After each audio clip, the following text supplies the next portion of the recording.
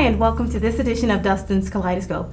I'm Dustin Dumas Weeks, and today I am delighted to be here with Narda Morant, who is a beverage developer and distributor, and we are going to talk to her about being an entrepreneur and about her product. So, first of all, welcome. Thank you for being here. Thank you for having me here. So, one of the first things we wanted to talk about is one of the products that you have right now, which is Ginger Punch. Can you tell us a little bit about it? Sure. I brought a sample here. This copy sample of it right here. It's the Narda's Ginger Punch. And okay. I say that quite proudly because it's a beverage that has so many positive attributes to it. At its base, you have fresh ginger, which has medicinal and therapeutic properties. I know everywhere you go now, it's ginger, you know, ginger on the TV, ginger everywhere. Right. But we pride ourselves with this product in that it has a very generous amount of fresh ginger juice, which is quite interesting when you think about other ginger beverage-based products, which they all have the name, but you're still trying to find where the ginger is. Another unique thing about the beverage is it can be consumed hot or cold. Oh, really? And equally refreshing and invigorating. But as we go on, I'll tell you a little bit more about it. Okay, so I mentioned that you are a beverage developer and distributor, so I'm assuming that this is one of many beverage products to come? One of, I wouldn't say many, but certainly at least 3 within the next year and a half. Okay. We have our eyes in-house set on unveiling the ginger lemon this summer, followed by the ginger guava. And I did want to mention this is a non-alcoholic beverage, so it's available to anyone. Anyone. As a matter of fact, our tagline is a unique beverage for all people and for all occasions. Oh, wonderful. Yes. So one of the reasons I wanted to have you on the show was because you are an entrepreneur, and I know that you would be an inspiration to other people. So can you take us back to when you started Narda's Ginger Punch and why you even started it? Okay. Narda's Ginger Punch is really an outgrowth of a former business I had, which was Narda's Restaurant 20 years ago. Oh, really? Okay. And in search for a house beverage, and I did have a liquor license, but in search of a non-alcoholic house beverage, I had recently visited my sister in Brooklyn, and she had made this really awesome tasting beverage with ginger at its base. So I called her. I said, I'm looking for a house drink. How did you make that? 20 years later, I'm using a version of it. I've since, tweaked it, and we've gone to a more wholesome, approach in terms of using organic sweeteners and stuff. So it has evolved, and clearly out of a restaurant catering operation I had. Okay, so basically it sounds like your sister she had a genesis. Drink oh yeah, exactly. Oh yeah, the genesis, so to speak, yes. And when I realized just how it was well received within the restaurant establishment, and as far as Atlantic City, where we sold to the employees' cafeteria in the Merv Griffin's resorts for at least 3 years straight, we decided, hey, this is something to really look at. But I sold the business and went into teaching, which I still am teaching. I'm an educator in East Orange. But within the past 2 years, we've revisited launching the beverage, which we have. We've built a state-of-the-art, pristine packaging company in Bloomfield, New Jersey. Now, you mentioned that you revisited this 2 years ago. Beverage idea, yes. This is like at the height of like the worst economy in like years and years. So anybody else would be like, I'll wait until, I'll write it out and then maybe I'll decide, I'll think about doing something. What made you think that, this is a good time to do it? It's a quality beverage. And, just like that old, motto, if you build it, they'll come. Mm-hmm. Or tagline is just try it. And it has worked tremendously because of the integrity of the beverage. When people taste it, of course the presupposition is they're ginger lovers. You have to be a ginger lover. And then we've had some converts, I'm not sure if I like ginger. I had a bad experience before, and we'll just say again, just try it. And just that positive feedback and the growth that we've experienced, even when I did not have the facility, just the enthusiasm, of other folks tasting it and go, my God, what are you going to do with this? So despite the economy, when you have a product that there will be a demand for, swing on that shoestring for a while and, ask your mom for some financing or whomever you have to go to. But if you believe in your product and you know that it can weather recessions, go for it. Go for it. That leads me. You mentioned the financing. Was this? How did you finance this? Again, in the midst of like the worst economic crisis in like a very long time. I won't be like Donald Trump and say other people's money, but it takes the money. Yes, it does. I had some savings. I had a friend who invested. I had my companion who did a lot of the construction that I didn't have to do the hardcore dollars for. So when you're thinking about financing an operation, yes, you need hard cash. You do, especially for working capital. But many times you can look around and look out amongst your friends and family and see what they can bring to the table to assist you in launching. So it sounds like you were able to get some funding, like you self-funded and from friends. Self-funded. But it sounds like you also used your network to find non-financial ways that your friends and family and just other people could possibly help you. Like you looked everywhere, it sounds like. Well, let me just give you an example about really doing what you have to do even when you don't have the financing, and I tell this story. And I laugh now, but I remember my first delivery. You're talking about making a delivery. Right. You see all these Snapple bottles in nice, corrugated, packaging nice and stuff. Boxes, It costs money. And when you don't have that longevity and you are not one of the brands, so to speak, at the top of the, beverage industry, and you're trying to enter a market that's very competitive and you don't have the capital, in my case, I'm looking for something that can contain 24 bottles. Right. And I used a shoebox and I decorated it. I made my first delivery in a shoebox, nicely decorated. That's awesome. That's great. But you have to tell these stories because some folks will be waiting for the financing to get the nice fancy containers or labels or whatever it is they are doing before they launch. I believe if your product is good, and it's presented well, even if it's not packaged in, the top of the line kind of finishing. Right. But the consumers see that there's worth here, there's passion here, they'll support you.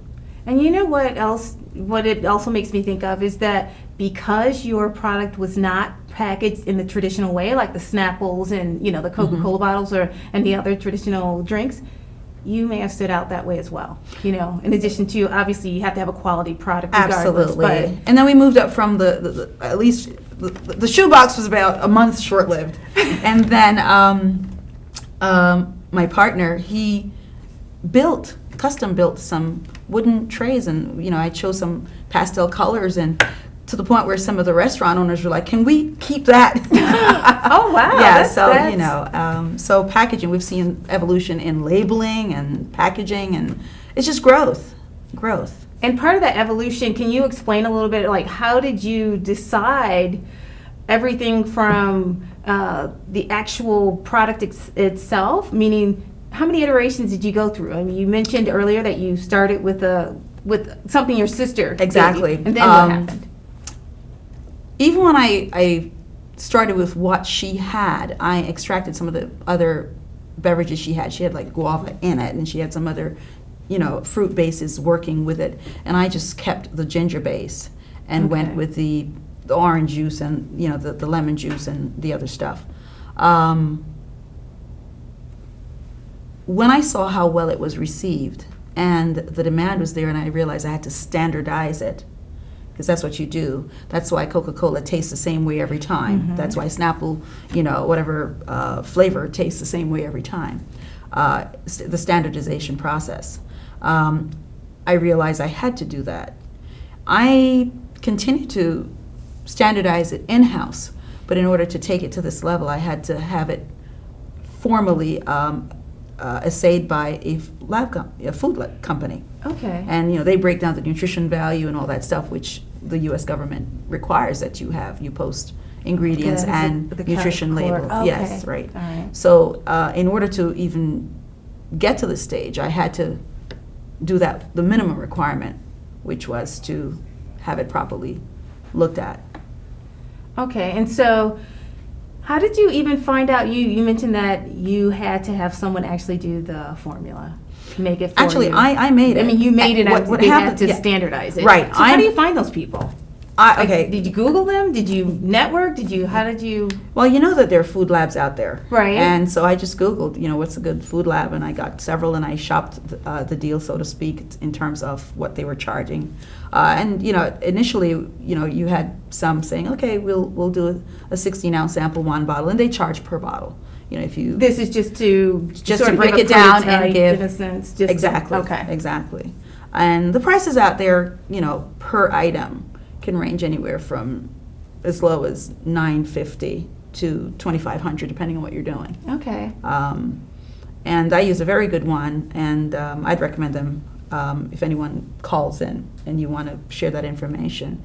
But that's where the standardization came in. And from there, because as good as any product is, if you don't have a nutrition label, it will not be placed on anybody's supermarket shelf. Okay.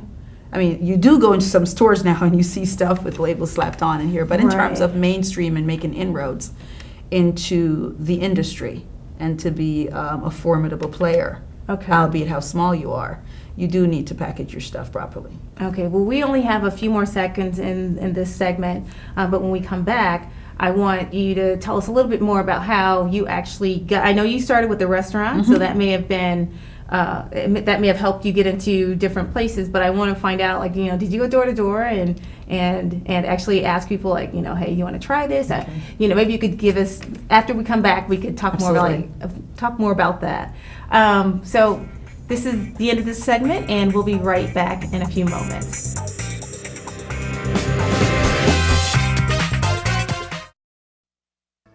In this economic downturn, libraries across New Jersey are reporting jumps in attendance of as much as 50% over the past year.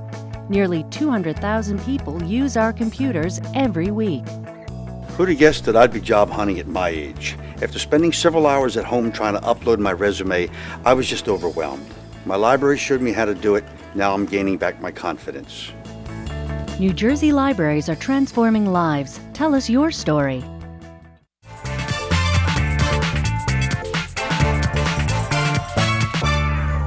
Hi, and welcome back to Dustin's Kaleidoscope. I'm Dustin Dumas Weeks, and I am here with Narda Morant, and she is a beverage developer and distributor, and we're talking about one of her products today, which is Narda's Ginger Punch. So when we left off, you were about to tell us about how you got into different establishments. Yes. Simply calling, simply taking to those establishment owners samples, Okay. having them taste it. And that was, 14 months ago. What we've experienced in the last, I'd say, 2 months or so, we're now in several Golden Crust franchises, lots of local restaurants here in town and across Essex County, Wow. 1 or 2 grocery stores, including Eden Gourmet right here in South Oh, Orange. okay. Yeah. What we've experienced in terms of a different marketing strategy is we leave half-gallon bottles with cups, and we provide, an opportunity for when we're not doing, they're doing, the touch type of ministry of pouring and tasting, the customers can still have the benefit of tasting it before they make that purchase. Okay. And so the restaurant owners or store owners do pour sometimes for the customers. Says, just try it, and we have, nice posters, announcing the beverage and the fact that it's available in that store, and there's free sample. So And- basically, the way you got in there was that you just called them, call you them, talked. yes, So yeah. you didn't have. I just want to make it clear to anybody who's Mhm. listening. You didn't have this distributor who went through and said, "Okay, let me look at all the the different restaurants in Essex County. The Then let's look demographics, at no. this was Cold calling. Cold calling. And it's funny because once you've gotten, let's say, in some of the establishments, especially if it's a franchise, you piggyback and you go, by the way, we're also in this store and they're doing well. Why don't you call that owner? And so you're parlaying all that into, it just builds after a while. You know. So did it make, so explain how you did that. Did you go to a franchise first? Absolutely. Okay. Absolutely. For example, Golden Crust is the fastest growing minority franchise in North America. And they specialize in Caribbean foods and products and pastries and stuff, and they're all over. And I called one, local one, and told them about the beverage, stopped in, had them taste it. They loved it. They bought it. I says, okay, let's look at all the others. And I went to the other one and said, well, we're in this one, and they're doing very well. The point system, is very favorable in terms of their markup. And the beverage moves. Wow, that's wonderful. That's wonderful. So, so what people can take away from this is that you don't have to wait for anyone else. You can just call, you can walk in, do whatever it takes in order to get your product into that particular store, the store you want to. And then once you have it in, tell the next person that, hey, by the way, my product is absolutely. But let me also say this, that works and it will continue to work up until a certain point, because if you're going for a larger market share, clearly you do need a distribution chain, a refined oil distribution chain where you will hire a distributor that will go out. And right now we're looking to a couple distributors who will brand our product for us and take it. So you start out doing what you can do, because most distributors, they will want a certain cut, and you might not have that cut to give them that money right away. So as you grow, understand that you can limit your own growth if you're not expanding and bringing other people to the table to help you distribute. So what was the point where you decided, I need help? It's getting a little bit too big. I do need a distributor. At what point? I think by the end of the summer, because right now we're still doing our own distribution. I think, not I think, but I strongly believe as the word gets out, as it is right now, we do a lot of promos all over the place, and from that, folks just call and say, we'd like to either vend for you. Just this week I had someone call and said, I'd like to carry your product because I tasted it. So as those opportunities pop up, and they will recur more and more, especially now that the season is changing, spring and summer's here, and the trend in the beverage industry is, there is that spike in the summertime because everybody's out and it's much warmer. You will be forced into, and I don't mean in a negative way, but the market itself dictates that you can't handle this. You will need, a distributor or two to take your product. And then there are those end users, companies and supermarkets. They won't even talk to you. They will tell you, go talk to my distributor. So there are limitations and there are different structures. But it sounds like it's organic to begin with. You'll know when it's time. It's like pushing out the baby. You'll know when it's time to deliver. Deliver on a different level. Perfect analogy. I love it. I wanted to go back. We were talking a little bit during the break about inspiration, what entrepreneurs have to have in order to actually, they need more than an idea. Can you give us an idea of what you needed and what an entrepreneur needs? You need, believe it or not, someone else to cheer. You need a cheering gallery. You do need that. Even if you have an idea and you're going to go for it, you cannot do it all by yourself. And you need that one or two people around you that goes and will hold you accountable. This is the timeline. Are you moving on this? And that was my case. I just vacillated. I'm going to do it. And one of my partners said, hey, are you going to do it or not? And it was just like a wake-up call. And I go, yeah, I really am. And he's been quite instrumental. So you do need those one or two people. How do you choose that person or those people? I don't think you choose them. Sometimes they come into your life.